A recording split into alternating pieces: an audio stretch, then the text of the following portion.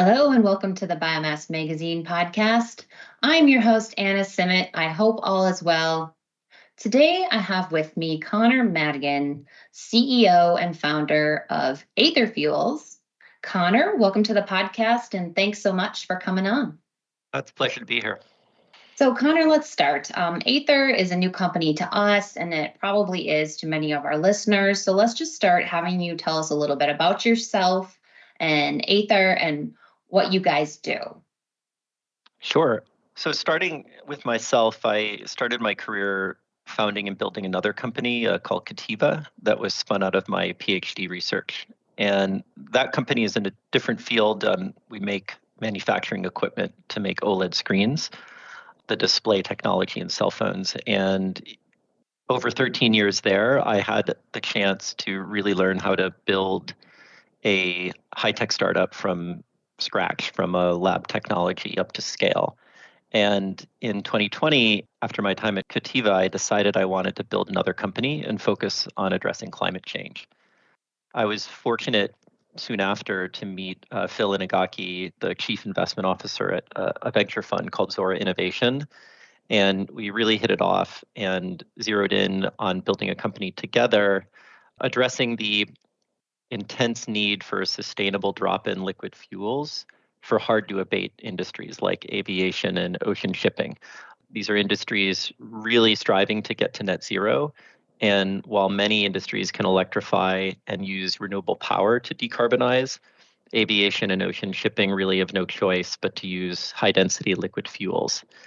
And today, sustainable aviation fuel, or SAF, as they call it, is in the news a lot. And SAF is overwhelmingly produced today using feedstocks like waste fats, oils, greases from sources like used cooking oil.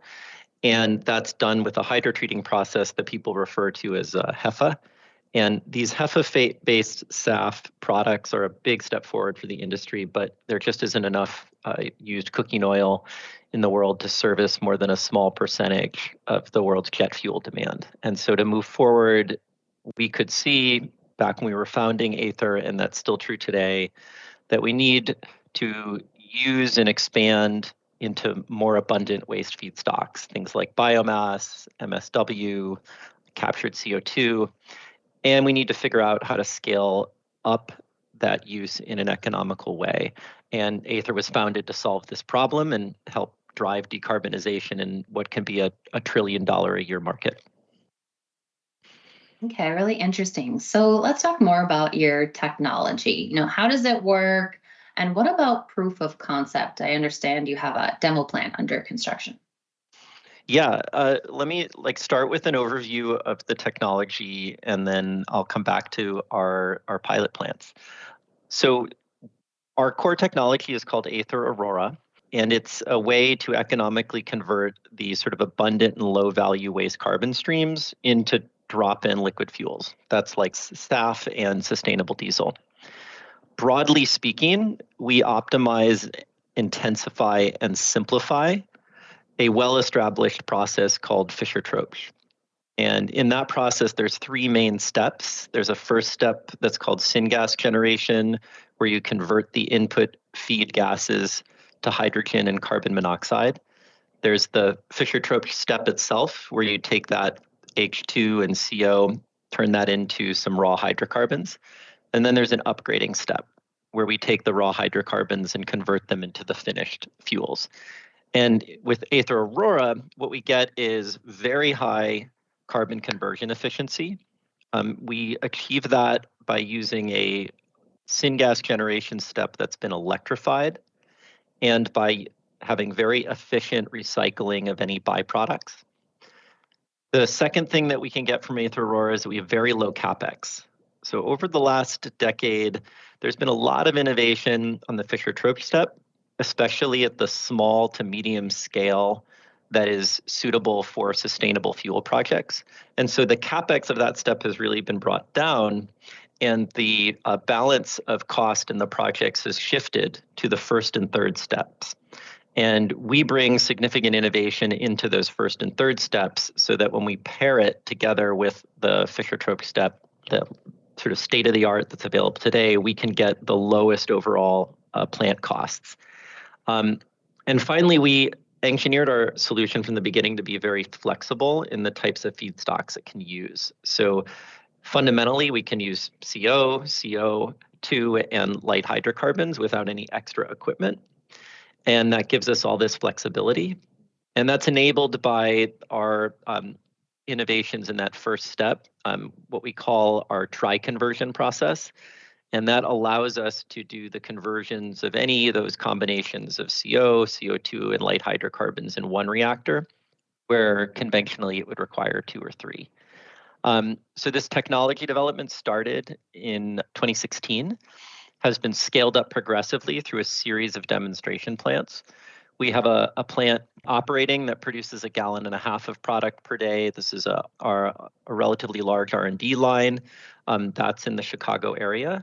And we're actually building, as we speak now, a 100-gallon per day demonstration line, where the first section of that line has already been installed in the facility we have in the Chicago area.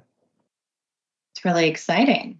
Conor, so could you talk a little bit more about the different types of biomass feedstocks that you can use?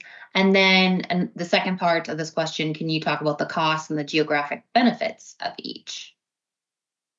Yeah, absolutely. I mean, we spend a lot of time talking about feedstock flexibility because there's so many different types of feedstocks that are abundant in one area, but like very scarce in another area. And to have a technology that can really scale globally, you need to be flexible to adapt to kind of what you have. So broadly speaking, there's 6 different types of input streams we talk about. One would be biogas from biomass waste that's been digested. Second is forestry waste, like residues or waste from the wood processing industry. Third is CO2 and hydrogen. Fourth is ag waste. So those could be things like rice husks and wheat straw or sugarcane bagasse.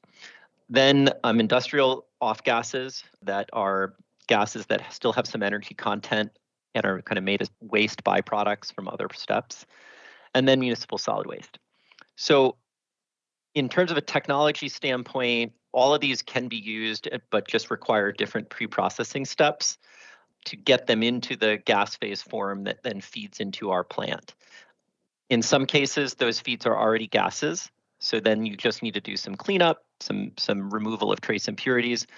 In other cases, they're solids. We typically talk about using gasification, which is a process to take solids and turn them into CO, CO2, and hydrogen.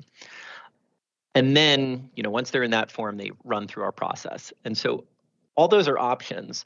What is interesting is that, depending on where you are, the certain ones could be really cost effective. So like in the southeastern part of the United States, there's a lot of forestry waste. It's relatively abundant and quite reasonably priced.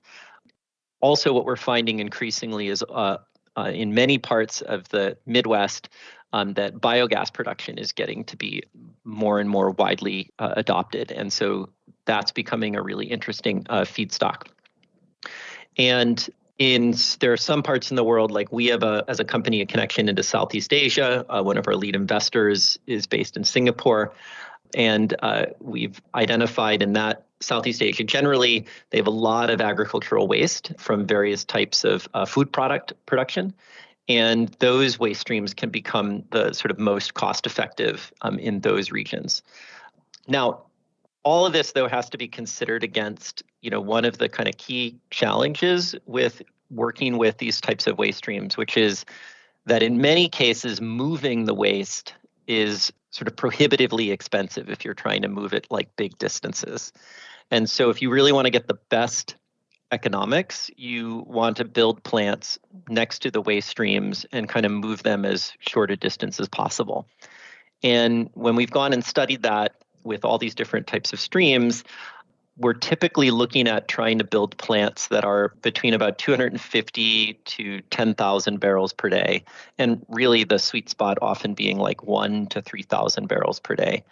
And that's about balancing how bigger plants have better economies of scale.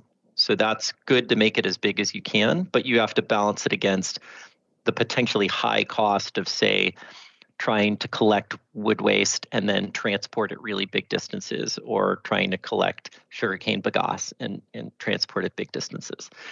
And so it was actually with that analysis that we developed the Aether Aurora technology to be optimized for that scale.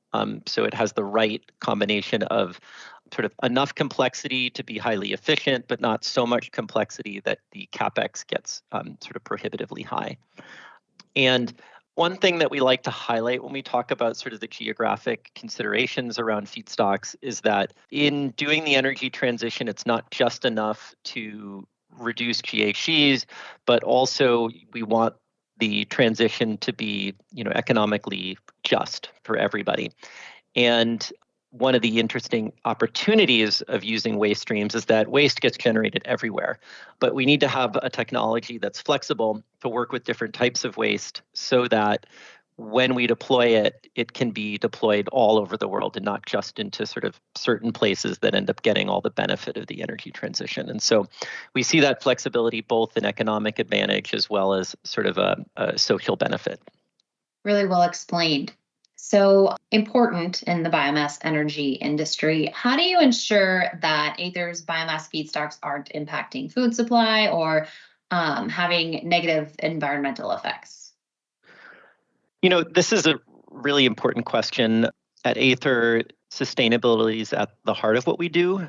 And so making sure our biomass feedstocks don't have a negative impact on some other part of the ecosystem like food supply or the environment is, of course, one of our top priorities, and not necessarily something that's always been put front and center.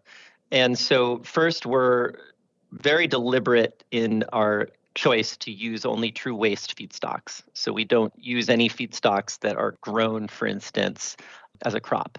And so that means we're focused always on things that would otherwise go unused or discarded. And examples, I already mentioned like sugarcane bagasse, like the leftovers after you make sugarcane, but also things like unused sawdust from lumber mills. And by using streams like these, we make sure we're not competing with food or feed markets or diverting materials that could otherwise be used for food production. But that's not enough. So second, we also only source waste from operations that are themselves operated sustainably without contributing to deforestation or harmful land use changes. So to put a magnifier glass on that, on the one hand, using a waste on its own, that's good. You're not encouraging whatever upstream practices could be having negative effects on the environment by using the waste. But we also only want to use waste where those upstream practices are already being operated sustainably. And the fact that we can go out as a customer for a waste stream can also provide an incentive to help drive more sustainable practices in that upstream portion of the supply chain, because we're giving them now an incentive. We're willing to buy your waste stream if it comes from sustainable practices. And then finally, we support having really robust chain of custody practices so that there's transparent third-party certifications. Trust is really important all throughout the process. And also it's helpful to us to be able to rely on really high integrity third-party groups to ensure that everybody is meeting the highest standards and there's good accountability and auditing at every step. And then if we can do all that, then we keep these highest standards, not just in GHG reductions, but also for the whole chain of sustainability, then we can create solutions that are, like powering the future, but also protecting the planet and its resources at the same time. Great answer. Well, Conor, before we wrap things up, is there anything else that you want our listeners to know about Aether Fuels? I think that this is, for me, has been a really amazing opportunity to transition into the climate space. And I'll just say that it's been exciting to see over the last few years how SAF, sustainable aviation fuel, has really come up in the public perception. I think it's a really critical area in terms of getting to net zero, but also an area where there's just tremendous innovation happening. And we hope people keep their eye on Aether over the next few years as we scale up. Absolutely. I look forward to following the company's accomplishments. Conor, it's been really great chatting with you. Thanks so much for coming on to the podcast. Yeah, thank you so much for having me. And to our listeners, thanks so much for tuning in. I hope you enjoyed learning about Aether Fuels. Until next time.